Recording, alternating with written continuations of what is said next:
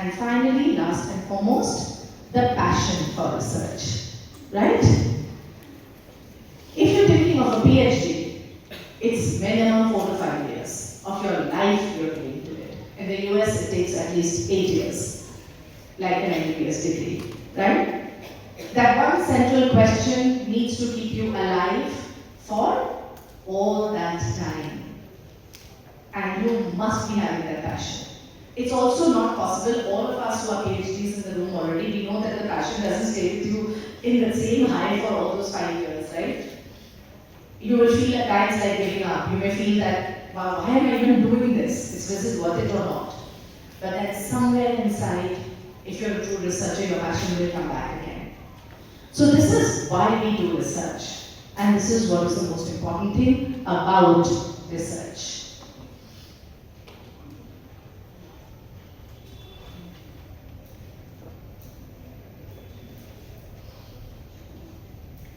What is research? It is search for knowledge. And how does that happen? We first think about a particular content within a context.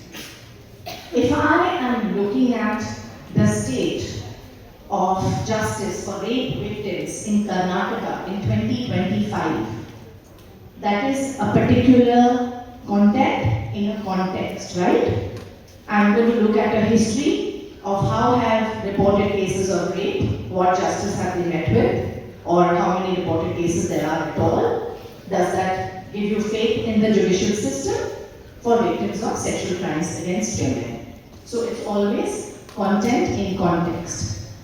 All your teachers will also be teaching you research methods. You will be going through the whole, syllabus of RM. Remember, that's what differentiates us from journalists, okay? They don't have to bother with research methods, they just do data collection, fact verification, and they put out their byline. There is a very rigorous research methods process, and that is what we call methods. While we make our research design, we never lose focus. It's important for us to keep thinking of this focus. Then we talk about performing a methodological analysis to answer specific questions. I'll be taking you through it. We will do data collection first, then we will do data analysis, we'll make the research design, then you will write out your answers. We gather the data, we gather the information and the facts for the advancement of knowledge. This is the most basic, simplest way of giving you a circular idea of why we do this.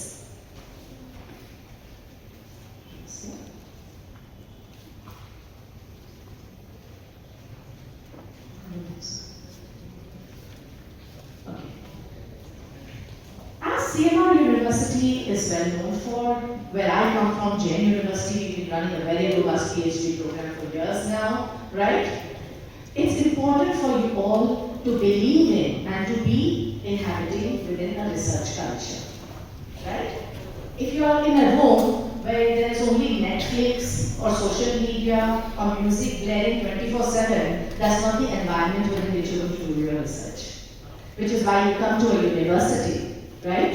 Which is why you then also create your own environment within which you follow your own research. And so we say research culture is very important. What are the important things that we have in research culture? Is it something that can be cultivated? Yes, it can. It is something which is a widely shared and a strongly held view. If each one of you do not believe that we should be having a research culture, then somewhere you're in the wrong place, right? It is something that we acquire.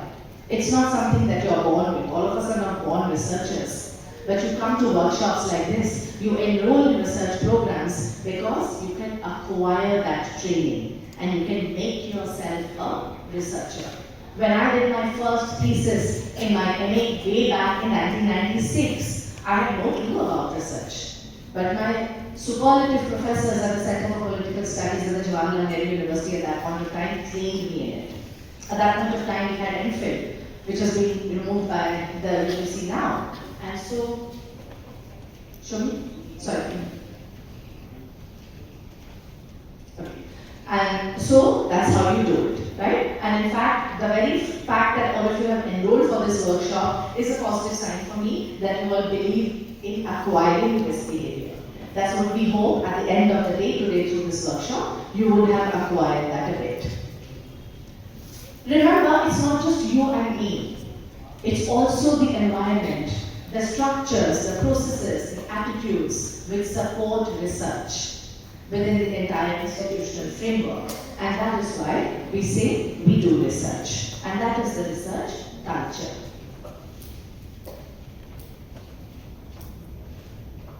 Now, within this research paradigm, we also have what we call research methods. In my lecture today, I won't go into this, but remember there is a term called research methods.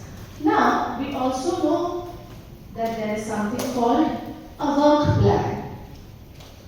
Do you think a research method and a work plan is the same thing, or are they different? Two other people, can you raise your hands? One from the side, one from the side. Do you think they are the same, or are they different? Do you think a research method and a work plan are the same, or are they different? Yeah? They're different, ma'am. Okay, how would you say they're different? Work plan is mostly about the research design. And research method are the methods you're actually using to conduct it. Okay, fair enough, good. Someone from here? I'll be calling you out otherwise. I'll say, okay, that boy, talking to that boy there in that line, now you speak. Yes? Yes? Research method is like what approach we are about to put in that research method, like how we are doing the research, and work plan is that on that particular method, how we are planning to work on that method. Excellent. Now, very simply, you may have day-to-day work plans. You do. Like my plan was that I needed to get from JAIN University Jennett campus to the CMR campus here within 1 hour, which didn't work, right? It took me a little bit more time. Now, my plan may be to walk from here to that door there. My method can be I walk straight here, or I go like this, or I even fly across, right? Or someone teleports me from here to that door. So similarly, you may have a much larger research design, which is your plan. And how you are going to work through that are your methods. Do not ever confuse the biggest and the easiest and the deepest fallacy which researchers always fall into is of confusing the research design and the research method to be the same. The plan is your larger design and the method is the way and the means of doing it. Okay? So, what are the key features of your research design? Whenever you are deciding on a topic, like say I decided on a topic instantly on this stage, then I'm going to look at what has been the judicial output for rape victims and rape crimes. Take a seat, it's okay. Yeah. For rape victims and rape crimes in India or in Karnataka, say in the last 5 years. Right? That would be my broad research topic. Remember, your research design has to be flexible. Simple reason, we never thought that. COVID struck us, right? At this present moment, there are 7 PhDs awarded under me, 7 of my students and 6 going on. But my 3 students who were the COVID batch PhD students completely lost out on 1.5 years of data collection in the field. And there's nothing they could do about it. When lockdown was relaxed and then they could get back to the field, if they had planned earlier that they will collect 400 questionnaires, then they had to size it down to 200. Your plan cannot be written in stone, right? The first thing about your research design, remember, as human beings, we must try to keep them as flexible as possible. Now, these are the essential characteristics of research. Secondly, appropriateness. If you are doing research in legal systems in South India, your research design should not be talking about how I need to go to the moon, right? It has to be relevant to where you are, what you are based still in what you are doing. Right? If you even dream of going and collecting some data in Pakistan today, you're not getting a visa to go and do it. Because if you have this fantastical idea that I want to do a comparison, ma'am, or Talibanized Afghanistan, no, right? It has to be appropriate. And that appropriateness depends on your geographical location, your cultural location, and absolutely your temporal location, where you are, when, what, why you are doing this. Okay? Next thing, efficiency. Most importantly, if you give me a topic, I can do research on that forever, till my dying day. Like refugee works, I'm writing a paper on the Rohingya situation right now. It's something I've been doing it for 20 years.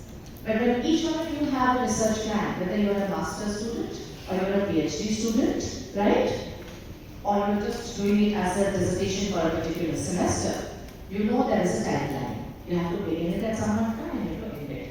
The day your teachers tell you it is complete, it has to be complete. There is always efficiency. A good thesis is a bound thesis.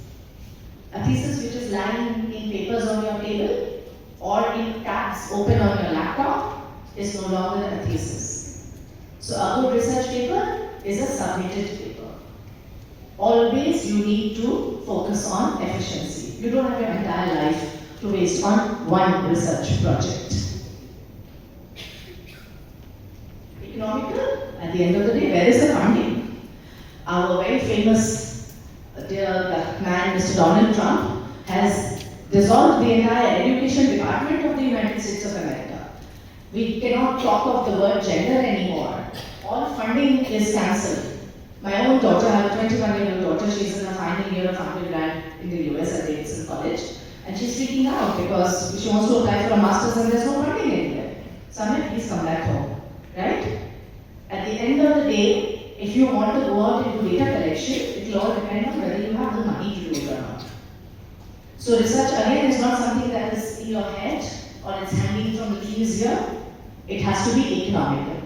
You have to define it and what you want to do according to the money resources that you have. Or you can pitch for and what money you can get or you cannot get.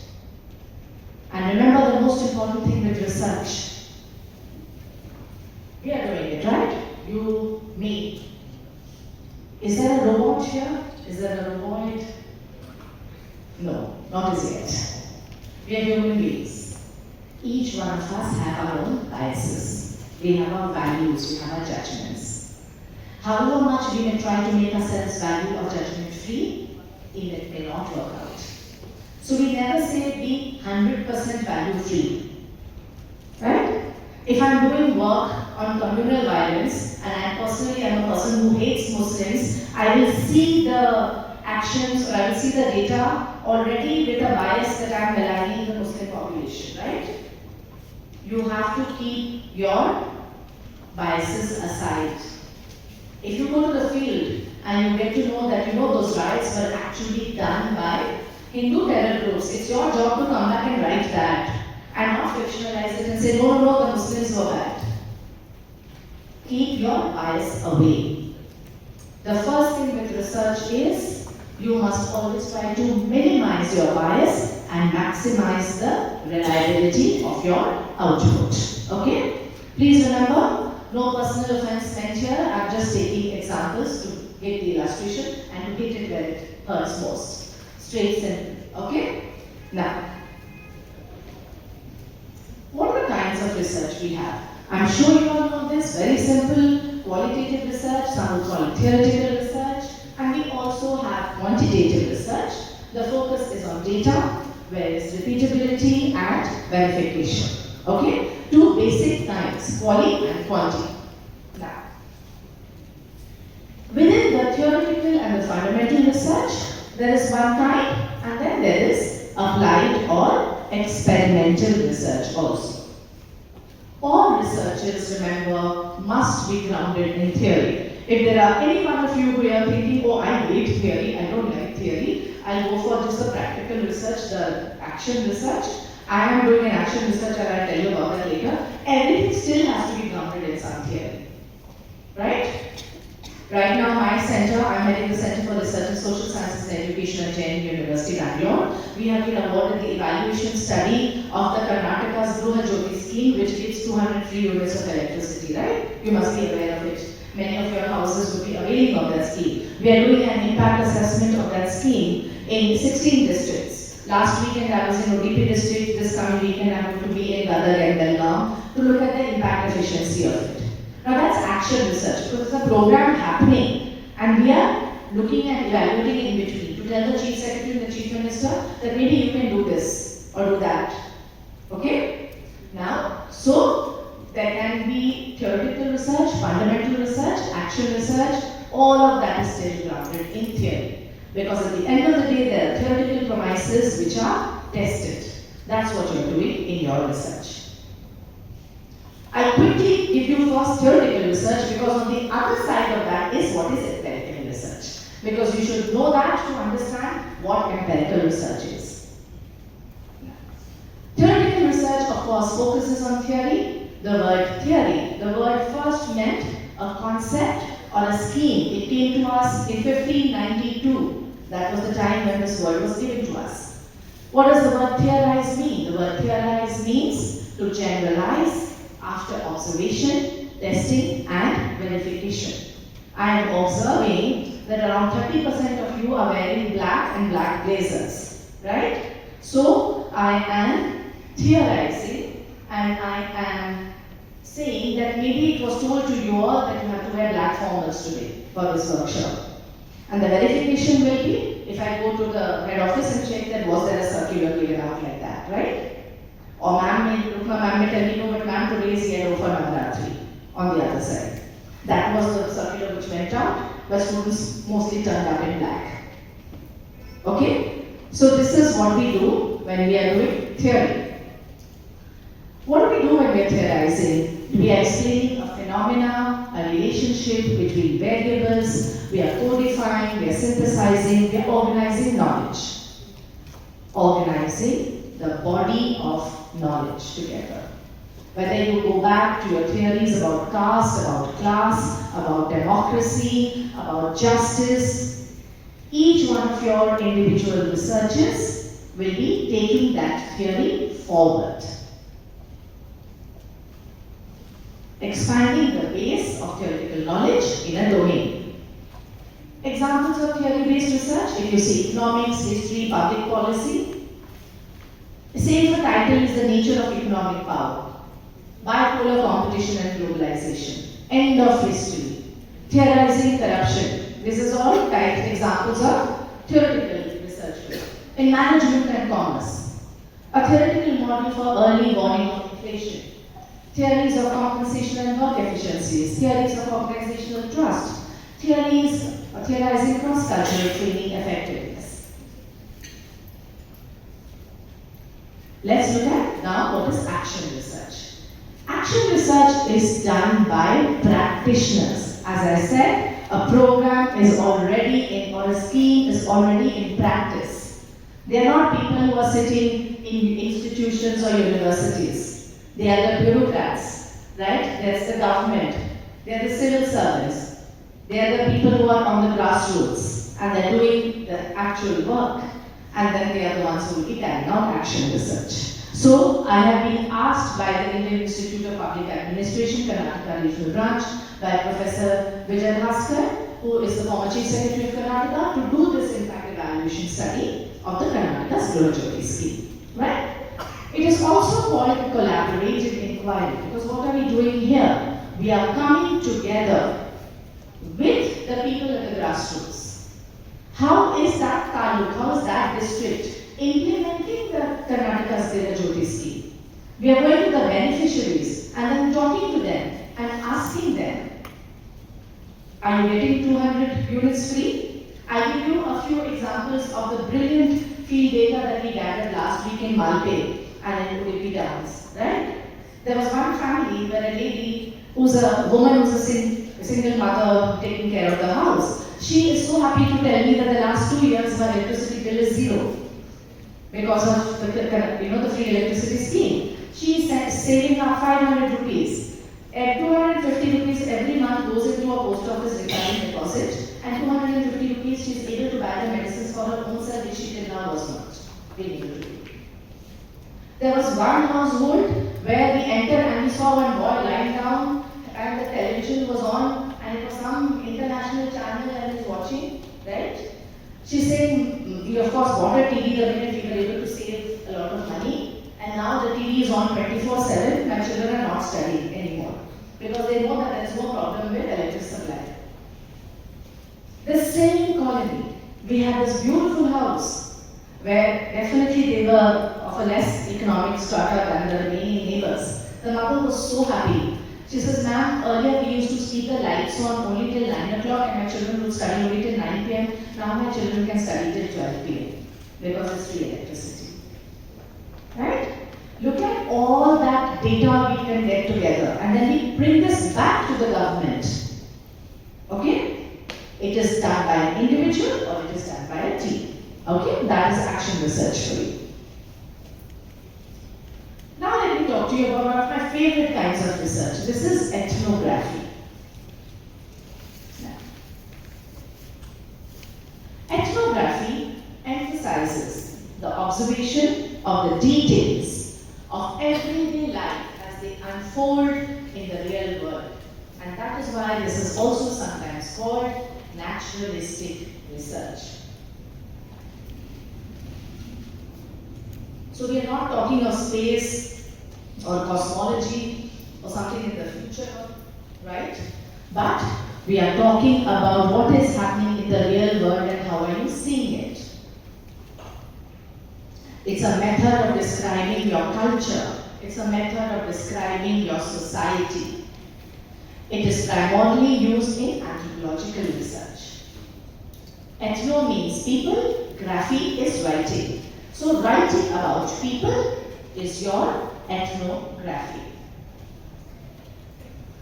When you do ethnographic research, you have to be living with the group whom you are studying.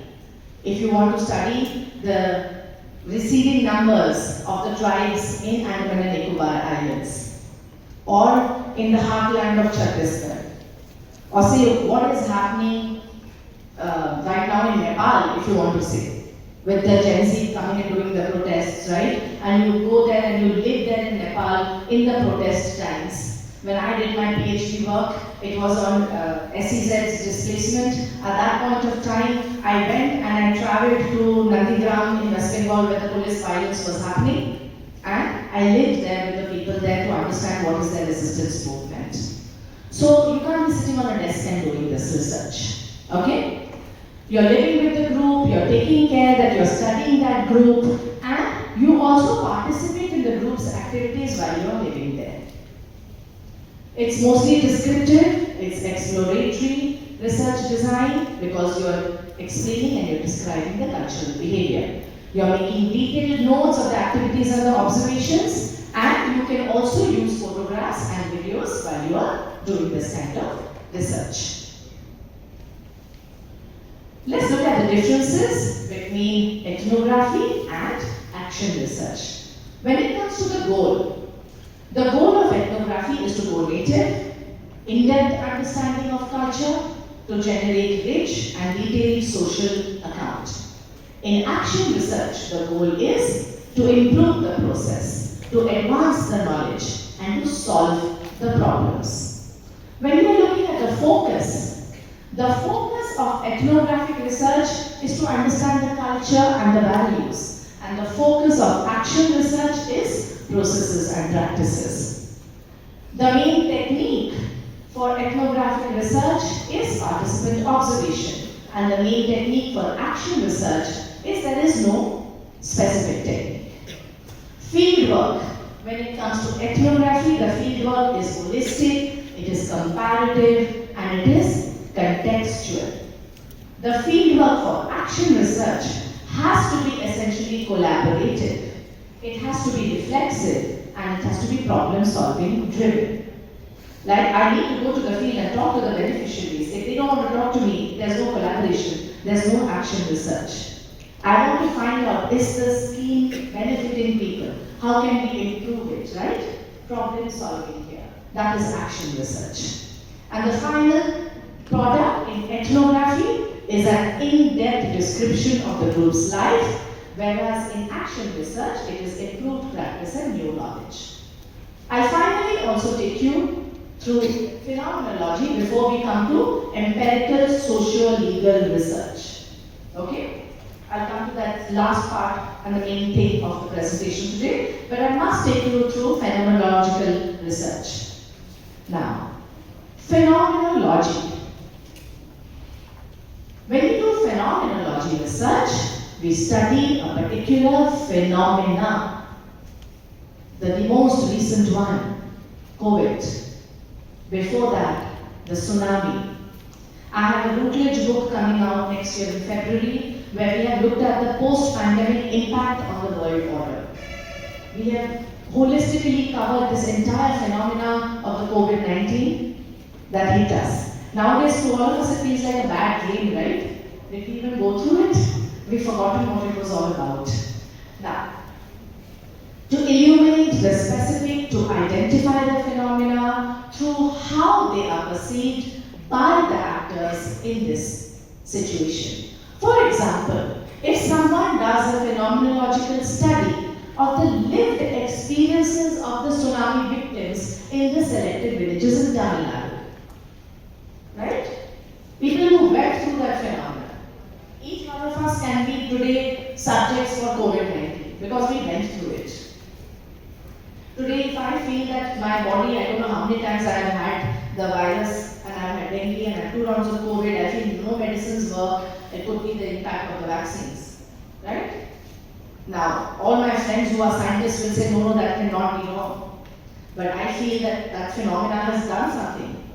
And we may have to live to see the long-term impact of COVID and the long-term impact of the vaccines also.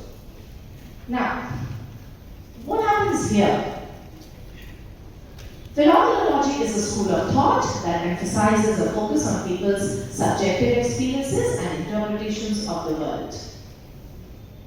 They argue that objectivity is virtually impossible to ascertain because you were a victim of the tsunami. You were a victim of COVID-19. And so only you will be able to tell me your experience, right? There's no objectivity. It is hugely subjective. It is about each one of your lived experiences. And so, this entire field of research is only through the lens of the participants in that research. I'll quickly take you through the remaining part. In fact, phenomenologists attempt to understand those from whom they observe from the subject's perspective. And this outlook is particularly pertinent in social work and research where empathy and perspective becomes the key. So, phenomenological approach is to study the phenomena from the perception of those in the situation. Tomorrow, each one of you undertaking legal research within society, social-legal research. There could be a particular phenomena that you're studying, and you're looking at it through the social-legal lens. And you may be also doing a phenomenological study. It is not something that only other social science faculties or students do, and we lawyers don't do this. No. Everything is a phenomenon today. And when you are undertaking, again, why is your research social-legal research and empirical social-legal research? Because you are lawyers. You're going to do your research in society only, right? You're not going to do it in outer space or in some futuristic metaverse where we are 300, what? I forget what the Gen Z is using it. Some other planet we are in, other thing we are doing it, right? So, another universe, another timeline, that's not it. We are in this real world. And we are doing it in society amongst us as human beings. When people are involved, remember it's participant observation. You have to do in-depth interviews and discussions. There are no taken for granted assumptions. Okay? And no usual perceptions. Okay, let me move ahead from here. And now let me come to you. to the most important thing that you and I, as social scientists, as lawyers, we do. We don't do desk jobs. You may say that, ma'am, we may be studying only court judgments. Then those court judgments again just drop from the air. There was a real case, something happened really to someone else is opposing it, and there is a discussion on it in the judiciary. And that is your court case which you are looking in, right? Those are your tools for analysis. All of us are doing field research. Field research is where we are gathering empirical data. Empirical data means we are going down and talking to people. Again, I'm not sure, I'm 52 right now, 75 or 80 years old, could be we are talking to robots, we are talking to humanoids, could be true, right? Or we're talking to just bots. That could be happening even now.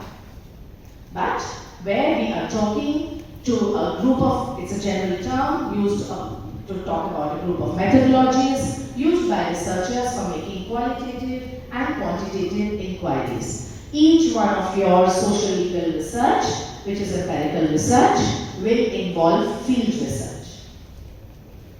The field researcher goes directly into the social phenomenon under study and observes it as completely as possible. You're not going to do it looking at it only from one point of view. You will try to understand that social phenomena from all points of view. Okay? Observe it as completely as possible. And the natural environment is what is the priority of the field researcher. There are no implemented controls or experimental conditions to speak of. Where does an unnatural environment come? When do you have controlled environments in research? Any guesses? Absolutely right. In laboratories, in hard sciences, where you have controlled environments. You and I, when we are doing social research, what is our laboratory? Society. The human beings in society. And that we cannot control ever. Right? Which is why social science is different from hard sciences. Now, there are no experimental conditions. Such methodologies are especially useful in observing your social phenomena over time. Case study is another very important way of studying it. You may choose one particular legal case as your main focus of the study. And then see why did it come about, what is the future projections, like there have been so many studies done on the Vishaka case, right? The Vishaka guidelines, the Nirbhaya case. There are some cases which will always be hallmarks. Now, similarly, in also other fields of social sciences, why do we do case studies? Because we do a micro study as an example of what is already the larger question that we want to explore. When we take just a case study, it's possible for us to go more into the details. We go more into the detailed investigation. And if you are taking a case study, then you must justify that case study. If you are a researcher today researching rape, and you say, I want to take the Nirbhaya case as a case study, then you need to justify why will you look at only the Nirbhaya case if you want to explain rape and justice around rape. Get it? If you are picking up a case study as your research, you must be able to explain why you are choosing that particular case. You must be able to justify the case study. And through that case study, therefore, you should be able to draw a generalization. And that is why we are doing that detailed, in-depth case study. Now, I'm not getting into it. There are other methods. You can look it up. There's the historical method, there's the philosophical method, there's the comparative method.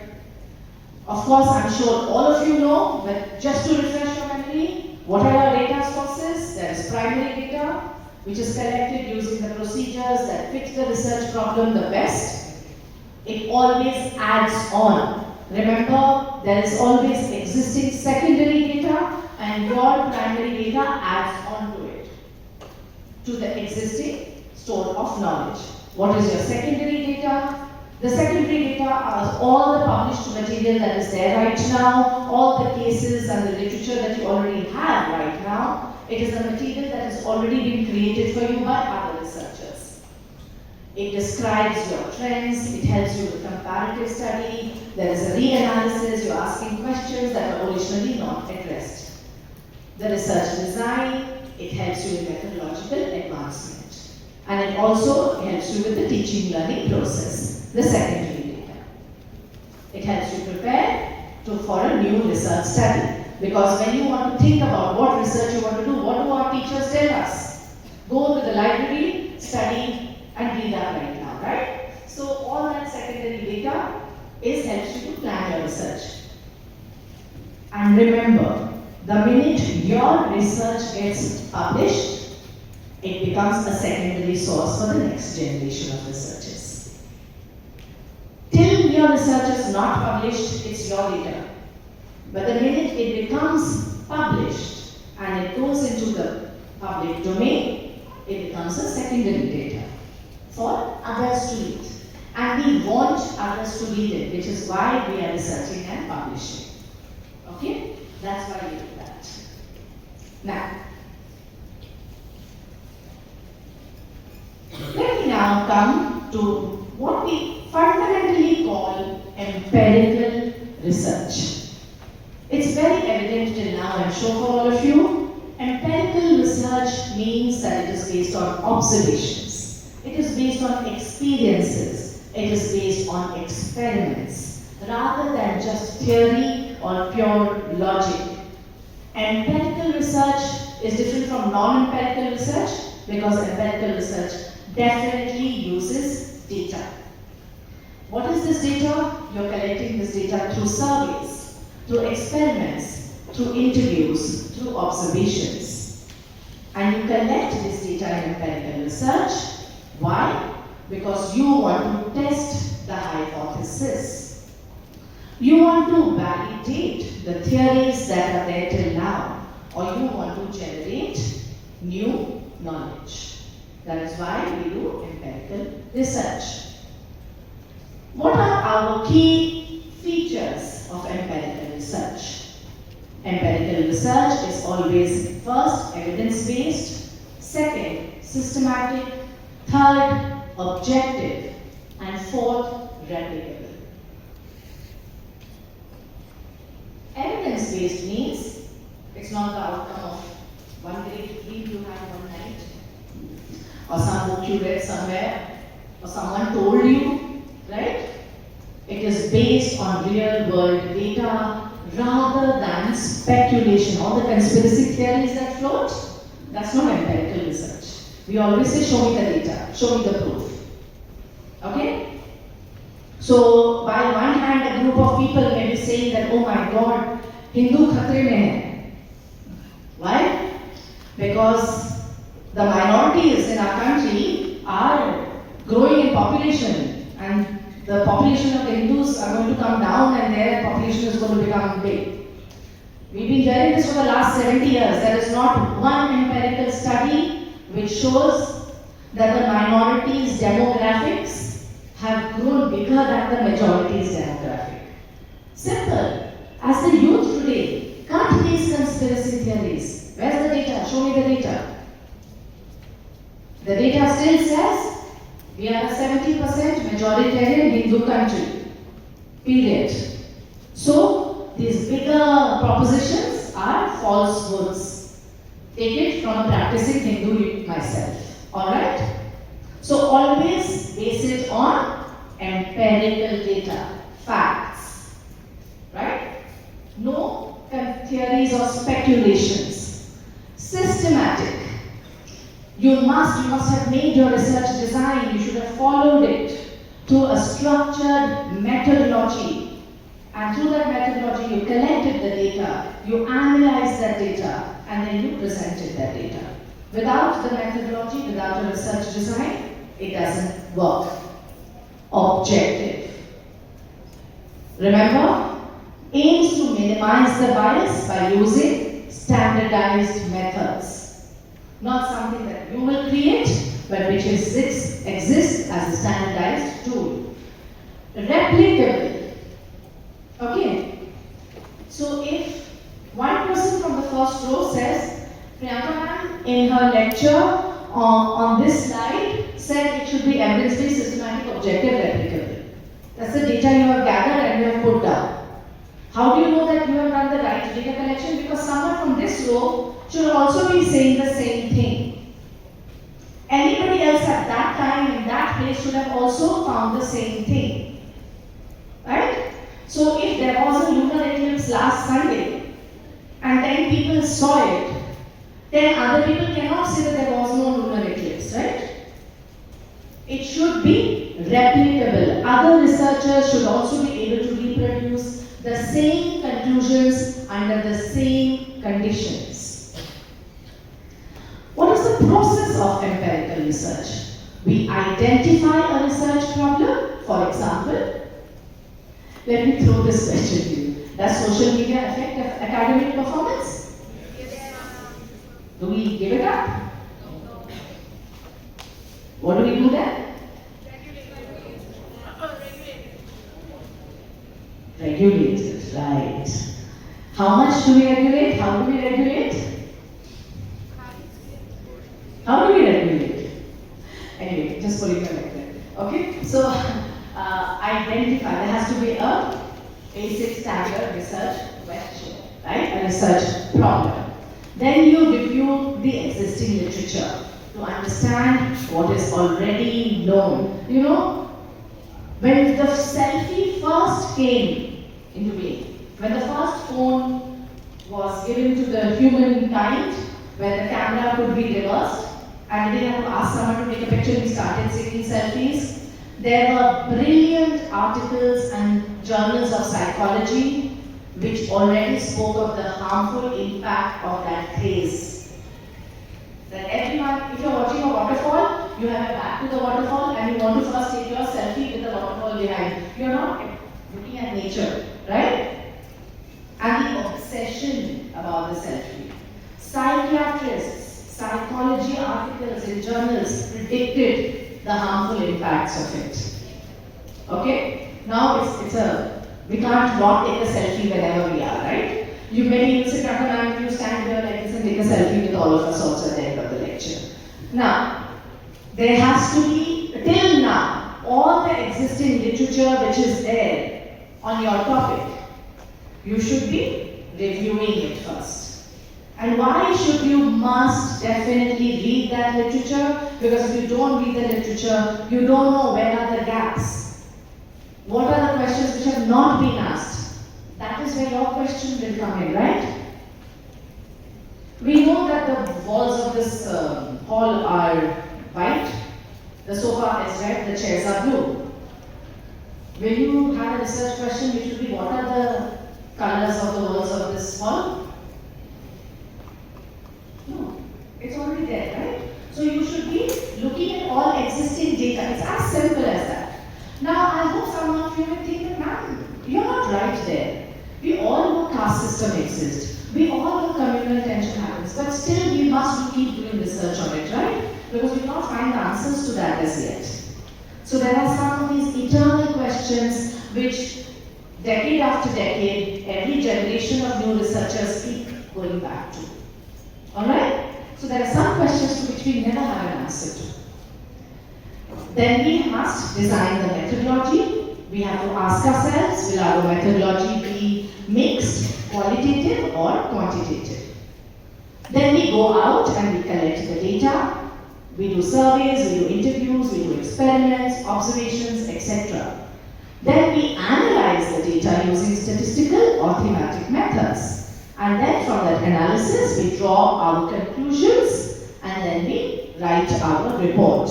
And we report the results for scholarly use or for policy use. Socio-legal empirical research. It is the branch of legal studies that uses empirical methods, observation, data collection, field fieldwork, interviews, surveys, case studies, statistics, etc. to show how law actually works in society. And that is your area, my dear friends, right? How, within all this background now, when each one of you start looking and asking those questions about through the lens of the law, and you ask and you question, how is this law working in society, is when you're doing socio-legal empirical research, rather than how it is just written in statutes or judgments. In fact, it goes beyond your black letter law or the law in books to examine the law in action.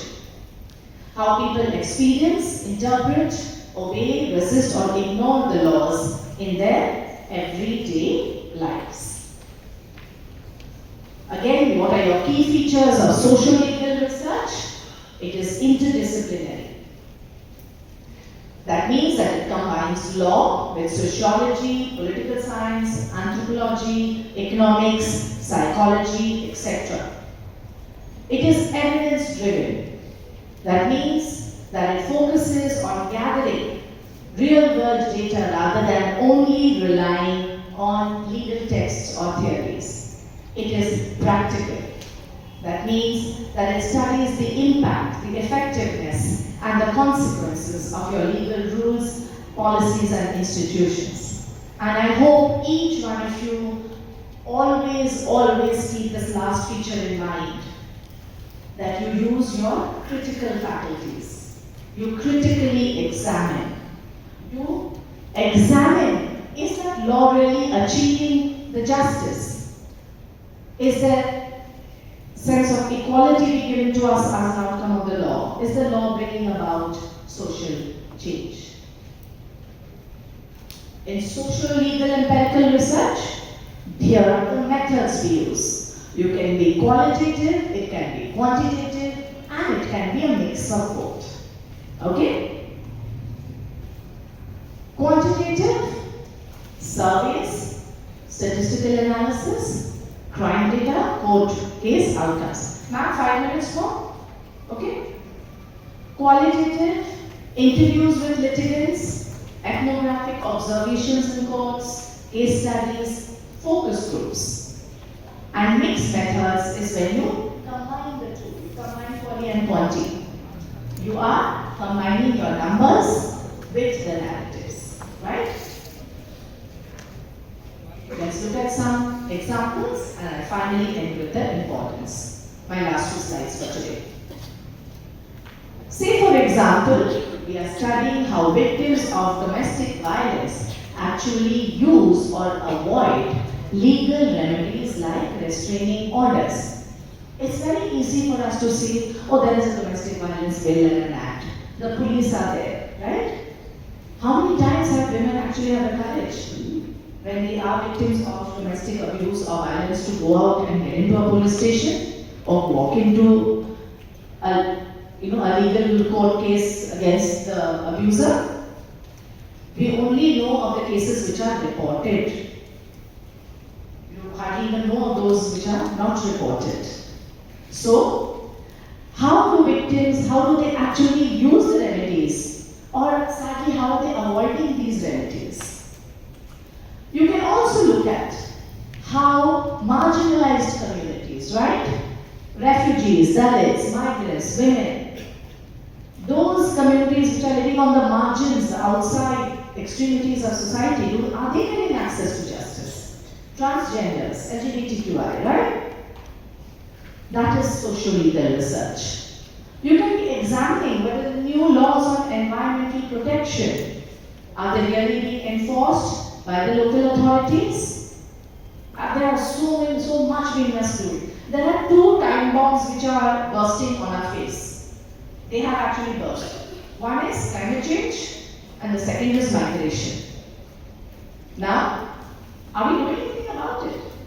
Are the laws touching us, right? Or are the highest polluting countries are the ones who are least responsible and least comfortable? So where is the justice here? How is the law helping you, right? police officers are interpreting and applying human rights protections during the arrests, right? Some examples for you finally.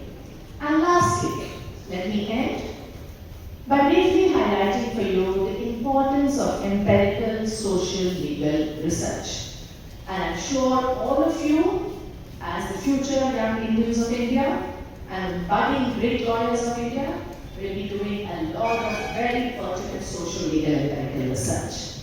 It is important for you, and it is important today because it shows the gap between what is the law on paper and what is actually happening in practice.